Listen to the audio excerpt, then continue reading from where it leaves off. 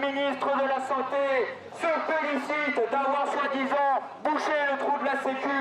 Mais à quel prix ? Beaucoup de bruit pour dénoncer une souffrance d'habitude plus silencieuse.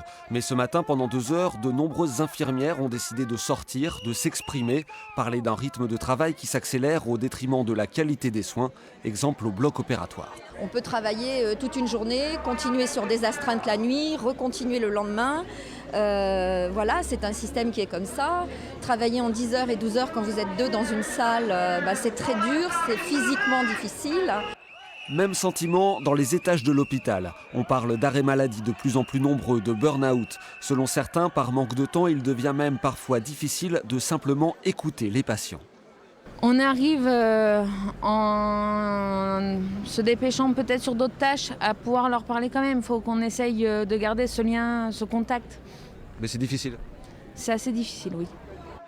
Des étudiants ont aussi rejoint la manifestation, déjà inquiets pour leur avenir. Qu'est-ce qui vous fait peur ? Que le rythme soit de pire en pire et qu'on finisse en soignant maltraitant. Et je pense que c'est pas pour ça qu'on s'est engagé dans cette formation. C'est pas le but du métier. Un long cortège s'est dirigé vers le bâtiment administratif du CHU pour faire entendre le malaise.